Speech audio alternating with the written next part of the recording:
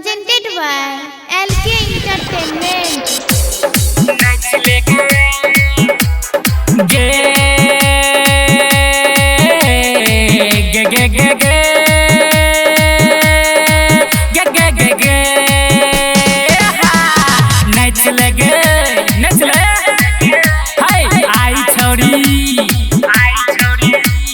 नाच लगे आई छोड़ी धीरे धीरे चला बेसी कमर नहीं हिला शर्मा जी के बेटा तोहर बना तो दूल्हा कहे जियो बात तहु करा ले पता उठबे पगोली द तो यही र चला नाच लगे गे गे गे गे गे आई छोड़ी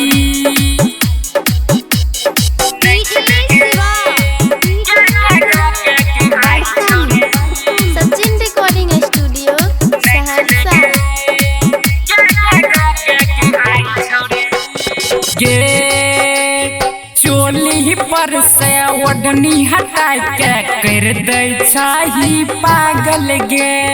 चोली पर से ओढ़नी हटा के कर दे छाही पागल गे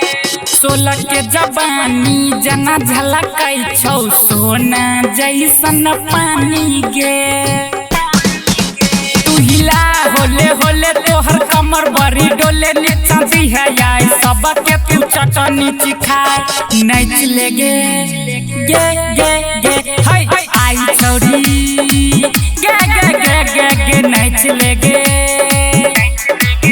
हाय आई छोड़ी धीरे धीरे चला बेसी कमर नहीं हिला शर्मा जी के बेटा तोहर बना तो दूल्हा कहे छियो बात तहु करा ले पता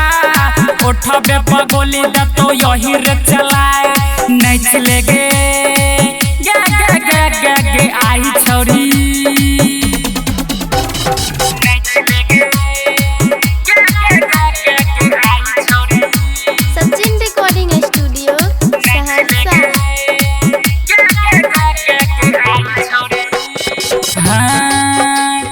राइटर विशाला जे कहतो सब मानैले पर तो छौरी राइटर विशाला जे कहतो सब मानैले पर तो छौरी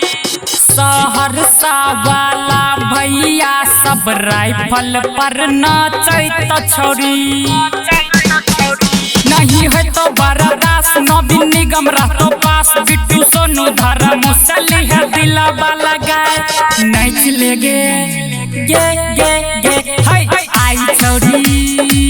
गे गे गे गे गे नाच लेगे हाय आई छोड़ी धीरे धीरे चला बेसी कमर नहीं हिला शर्मा जी के बेटा तोहर बना तो दूल्हा कहे छियो बात तहु करा ले पता उठबे पगोली द तो यही रे चलाए नाच लेगे गे गे गे गे गे आई छोड़ी म्यूजिक सिक्कू सावरी।